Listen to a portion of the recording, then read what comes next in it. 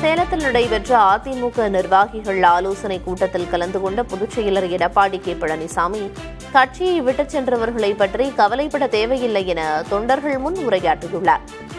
மேலும் சட்டமன்ற தேர்தல் தோல்வியால் தொண்டர்கள் யாரும் சோர்வடைய வேண்டாம் என்றும் கூட்டணி கட்சிகளின் ஒத்துழைப்பு முழுமையாக உள்ளதால் அனைவரும் ஒற்றுமையுடன் பணியாற்ற வேண்டும் எனவும் அவர் அறிவுறுத்தியதாக கூறப்படுகிறது. அதேபோல் வரும் உள்ளாட்சித் தேர்தலில் அதிமுக மாபெரும் வெற்றி பெறும் என அவர் கட்சியினருக்கு உத்வேகம் அளித்ததாக கூட்டத்தில் பங்கேற்ற நிர்வாகிகள் தகவல் தெரிவித்துள்ளனர்.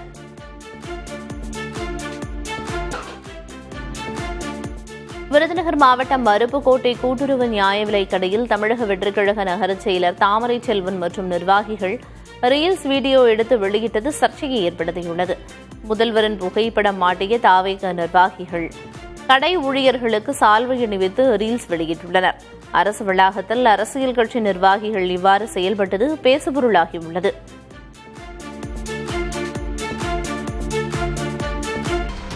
மதுரை மாவட்டம் கொட்டாம்பட்டி அருகே 2 பேருந்துகள் மோதிய விபத்தில் 5 பேர் உயிரிழந்தனர். 42 பேர் படுகாயமடைந்தனர்.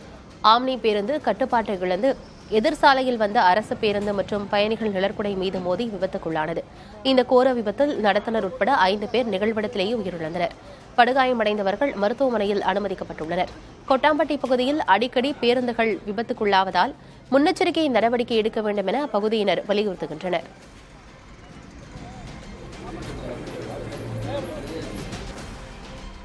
ஸ்ரீவில்லிபுத்தூர் அருகே பிளவக்கல் அணைக்கு செல்லும் புதிய சாலை அமைக்கும் பணிகள் 1 மாதத்திற்கு பிறகு தற்போது மீண்டும் தொடங்கி விறுவிறுப்பாக நடைபெற்று வருகிறது. இப்பணிகள் பாதையில் நிறுத்தப்பட்டது குறித்து புதிய தலைமுறையில் செய்தி வெளியிடப்பட்டது. இதன் எதிரொலியாக தற்போது தார் சாலை அமைக்கப்பட்டு வருவதால் மக்கள் நிம்மதியடைந்தனர்.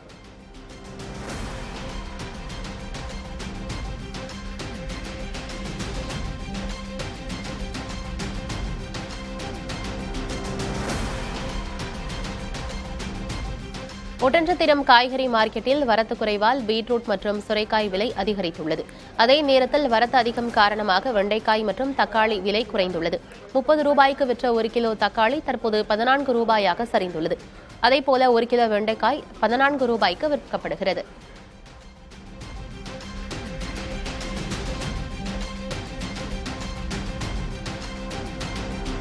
ஆண்டிப்பட்டி மார்க்கெட்டில் காலிஃபிளவர் விலை வீழ்ச்சியடைந்து 1 கிலோ வெறும் 10 ரூபாய்க்கு ஏலம் போவதால் விவசாயிகள் கவலையடைந்துள்ளனர்.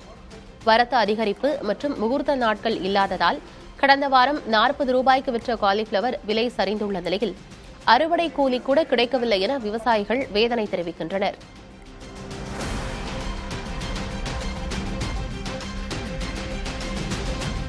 திருவள்ளூர் மாவட்டம் ஊத்துக்கோட்டை அடுத்த அஞ்சமேடு பகுதியில் பலத்த காற்றில் வீடு இடிந்து விழுந்ததில் 9 வயது சிறுமி உயிரிழந்துள்ளார்.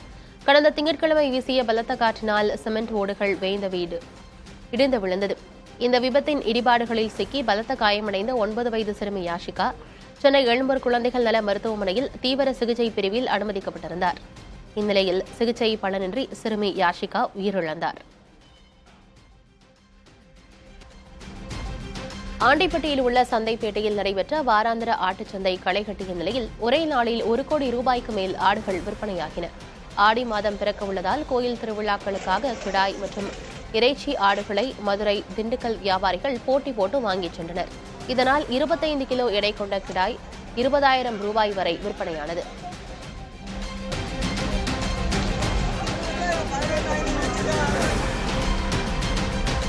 புதுக்கோட்டை மாவட்டத்தில் பிரசித்தி பெற்ற கீரமங்கலம் முத்துமாரியம்மன் கோயிலில் ஆடித் திருவிழா பூச்சொரிதல் நிகழ்ச்சியுடன் கோலாகலமாக தொடங்கியது.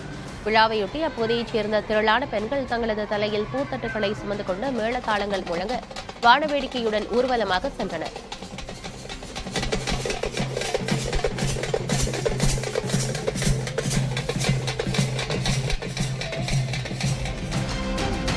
சென்னை மெரினா கடற்கரையில் மெரினா கலை விழா உற்சாகமாக நடைபெற்றது. பொதுமக்கள் தங்களது விடுமுறை நாளை கொண்டாடும் விதமாக வார இறுதி நாட்களில் மெரினா கலை விழா நிகழ்ச்சி சிறப்பாக நடைபெற்று வருகிறது. அந்த வகையில் நடைபெற்ற வண்ணமயமான கலை நிகழ்ச்சிகளை மெரினாவிற்கு வருகை தந்திருந்த ஏராளமான பொதுமக்கள் குடும்பத்தினருடன் மிகுந்த உற்சாகமாக கண்டு ரசித்து கொண்டாடினர். ரிலாக்ஸாக இருக்குது. ஃபேமிலி கூட வந்து டைம் ஸ்பெண்ட் பண்ணுறதுக்கு ரிலாக்ஸாக இருக்குது.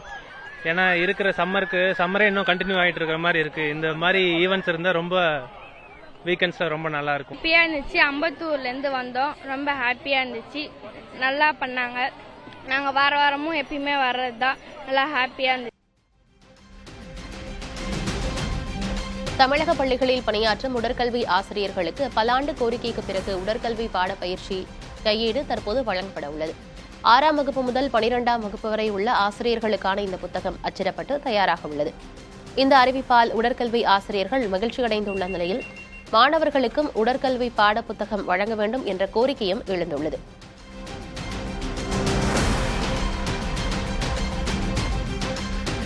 சென்னை மாதவரம் பகுதியில் பெண் ஒருவர் தனது 6 சவரன் தங்கச் செயினை தவறுதலாக கழிவுநீர் தொட்டியில் போட்டுள்ளார். தகவல் அறிந்து வந்த சென்னை பெருநகர குடிநீர் வழங்கல் மற்றும் கழிவுநீர் அகற்றுவாரி ஊழியர்கள் சுமார் 4 மணி நேரம் போராடி கழிவுநீர் தொட்டியிலிருந்து நகையை மீட்டு அந்த பெண்ணிடம் ஒப்படைத்தனர்.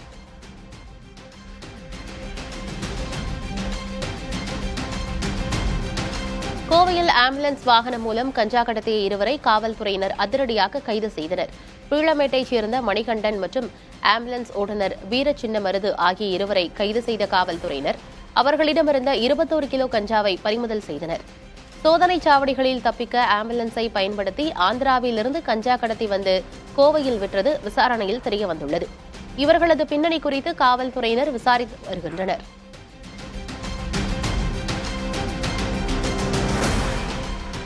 கடலூர் மாவட்டம் திட்டக்குடி அருகே 60 வயது மூதாட்டியை கொலை செய்து தாலி செயினை பறித்துச் சென்ற சம்பவம் அதிர்ச்சியை ஏற்படுத்தியுள்ளது.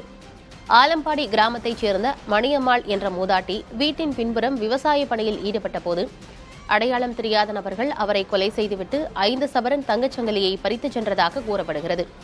சடலத்தை கைப்பற்றி போலீசார் விசாரணை மேற்கொண்டு வருகின்றனர். காரைக்கால் அருகே கோவில்பத்து ரயில்வே கேட் பகுதியில் ரயில் வரும்போது தண்டவாளத்தில் அலட்சியமாக நின்றபடி ஒருவர் பேசிக் கொண்டிருந்த வீடியோ வெளியாகியுள்ளது. ரயிலின் ஓட்டுநர் தொடர்ந்து ஒலி எழுப்பி எச்சரித்ததைத் தொடர்ந்து அந்த நபர் அங்கிருந்து மெதுவாக விலகிச் சென்றார்.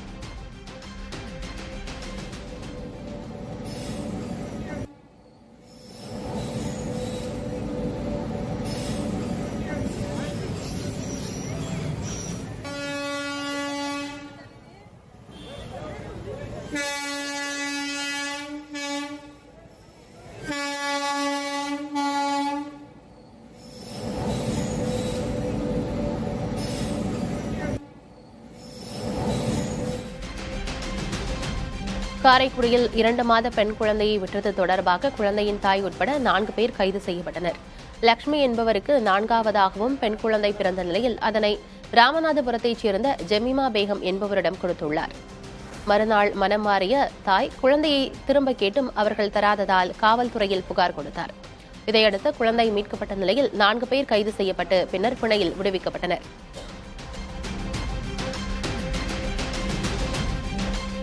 வியட்நாம் படகு விபத்தில் உயிரிழந்த கும்மிடிப்பூண்டியைச் சேர்ந்த பாபு என்பவரின் உடலை தாயகம் கொண்டுவர அரசு உதவ வேண்டும் என உறவினர்கள் கோரிக்கை விடுத்துள்ளனர். விபத்து நடந்த 2 நாட்களாகியும் யாரை தொடர்பு கொள்வது என்று தெரியவில்லை என்றும் சுற்றுலா நிறுவனம் எந்த பதிலும் அளிக்கவில்லை என்றும் குற்றம் சாட்டியுள்ளனர். குடும்பத்தினர் உடலை மீட்க அரசு விரைந்து நடவடிக்கை எடுக்க வேண்டும் எனவும் வலியுறுத்தியுள்ளனர்.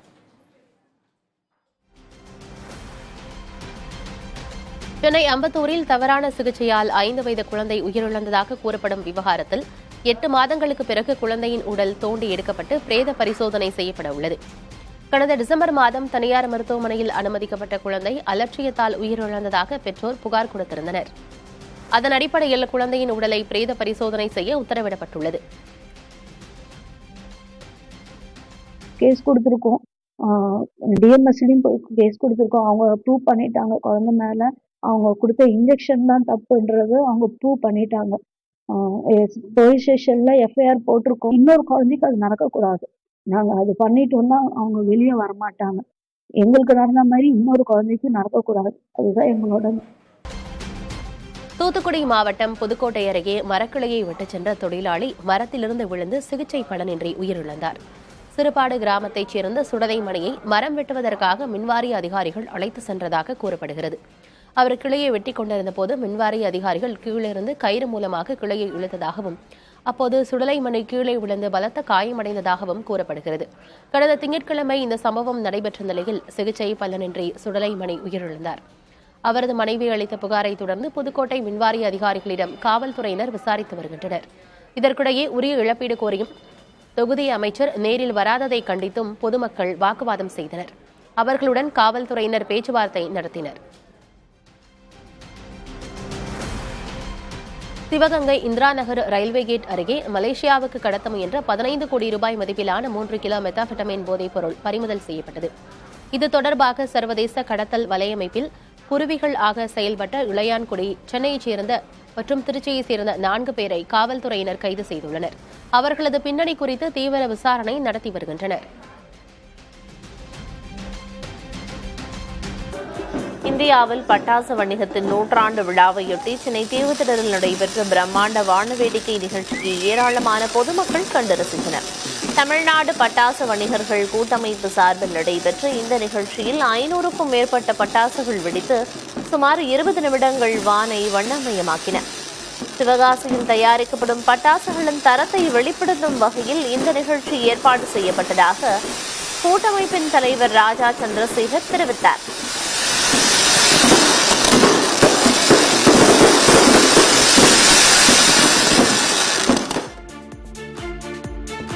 கல்லூரி மாணவி உயிரிழப்பில் சந்தேகம் இருப்பதாக புகார் தெரிவித்து விழுப்புரம் மாவட்டம் விக்கிரவாண்டியில் மாணவியின் உறவினர்கள் சாலை மறியல் செய்தனர்.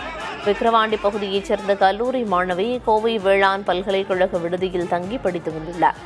இந்நிலையில் கடந்த 10ஆம் தேதி விடுதி குளியலறையில் மாணவி சந்தேகத்திற்கிடமான வகையில் உயிரிழந்து கிடந்தார். இதைத் தொடர்ந்து மாணவியின் உயிரிழப்புக்கு நீதி கேட்டு விக்கிரவாண்டி வட்டாட்சியர் அலுவலகம் முன்பு உறவினர்கள் சாலை மறியல் செய்தனர். காவல்துறையினர் பேச்சுவார்த்தை நடத்தியதைத் தொடர்ந்து போராட்டம் விலக்கிக் கொள்ளப்பட்டது.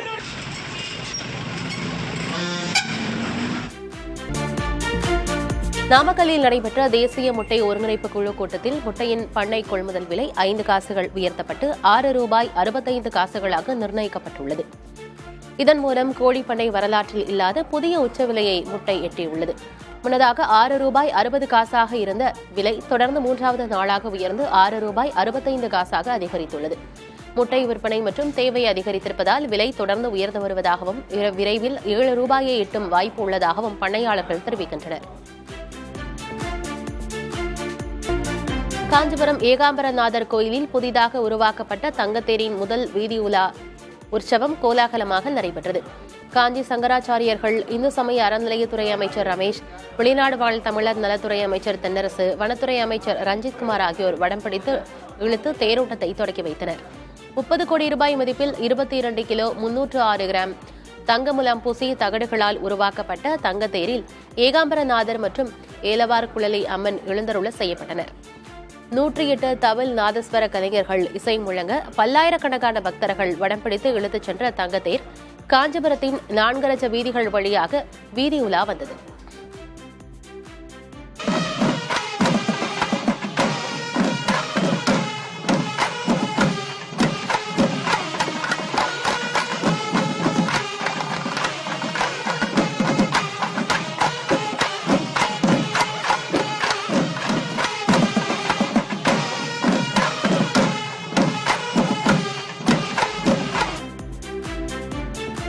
ஆனி மாத பிரதோஷத்தை முன்னிட்டு தஞ்சை பெரியநாயகி அம்மன் உடனுறை பெருவுடையார் கோயிலில் மகாநந்தியம் பெருமானுக்கு சிறப்பு அபிஷேக ஆராதனைகள் நடைபெற்றது.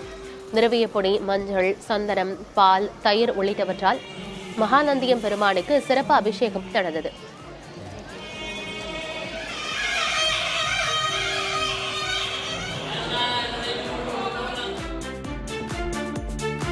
புதுக்கோட்டை மாவட்டம் கரம்பக்குடி அருகே அம்புகோவிலில் 100 ஆண்டுகள் பழமை வாய்ந்த உடையப்பர் சுவாமி கோயில் குடமுழுக்கு திருவிழா விமர்சையாக நடைபெற்றது. யாகசாலையில் வைத்து பூஜிக்கப்பட்ட புனித நீர் சிவாச்சாரியர்கள் வேத மந்திரங்கள் முழங்க கோபுர கலசத்தில் ஊற்றப்பட்டு குடமுழுக்கு நடத்தப்பட்டது. 1000க்கும் மேற்பட்ட பக்தர்கள் கலந்து கொண்டு தரிசனம் செய்தனர்.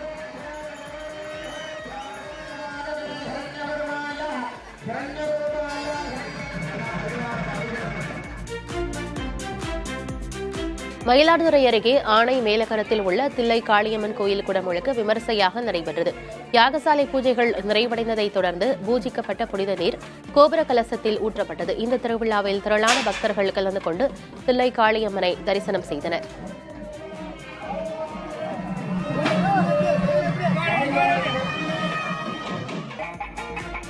தஞ்சை மாவட்டம் அதிராம்பட்டினம் அடுத்த கீழ்த்தோட்டத்தில் உள்ள பாலமுருகன் கோயிலில் மகா குடமுழுக்கு நடைபெற்றது. செண்டை மேளம் முழங்க கோபுர கலசத்தில் புனித நீர் ஊற்றி குடமுழுக்கு நடத்தப்பட்டது. இவ்விழாவில் சுற்றுவட்டாரத்தைச் சேர்ந்த ஆயிரக்கணக்கான பக்தர்கள் கலந்து கொண்டு வழிபட்டனர்.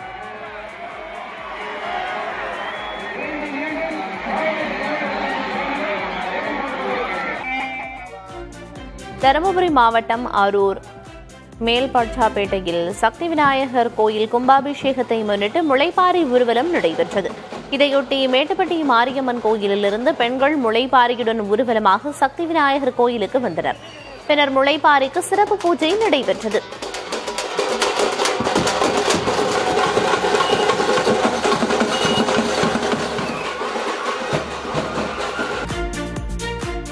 செங்கல்பட்டு அருகே ஆத்தூரில் உள்ள அரசினர் பாதுகாப்பு பயிற்சி நிலையத்திலிருந்து 12 சிறார்கள் தப்பிச் சென்றனர். வெளியே வந்த அவர்கள் பொதுமக்களை தாக்கி 3 இருசக்கர வாகனங்கள் மற்றும் செல்போன்களை பறித்துச் சென்றதாக காவல்துறையினர் தெரிவித்தனர். இரவு உணவு வழங்கச் சென்ற ஊழியரை தாக்கி நுழைவு வாயிலின் சாவியை பறித்துக் கொண்டு அவர்கள் தப்பியதாக கூறப்படுகிறது. தகவல் அறிந்த செங்கல்பட்டு தாலுகா காவல்துறையினர் காயமடைந்த ஊழியரை மருத்துவமனைக்கு அனுப்பி வைத்து தப்பி ஓடிய சிறார்களை தேடும் பணியில் தீவிரமாக ஈடுபட்டுள்ளனர்.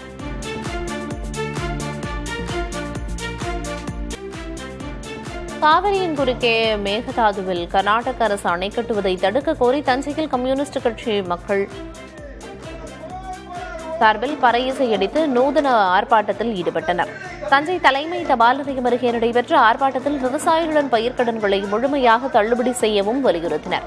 மேலும் வாழ்வாதாரத்தை இழந்த விவசாயிகளுக்கு 15,000 ரூபாய் நிவாரணம் வழங்க வேண்டும் எனவும் வலியுறுத்தினர்.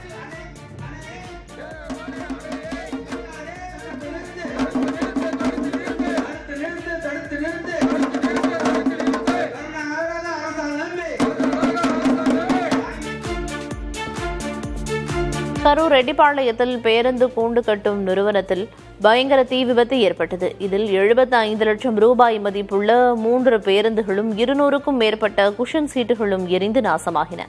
தகவல் அறிந்து வந்த தீயணைப்பு வீரர்கள் தீயை கட்டுக்குள் கொண்டு வந்தனர். நிறுவனத்தின் அருகே குப்பை எரிக்கப்பட்ட போது தீ விபத்து ஏற்பட்டதாக கூறப்படும் நிலையில் காவல்துறையினர் வழக்கு பதிவு செய்து விசாரித்து வருகின்றனர்.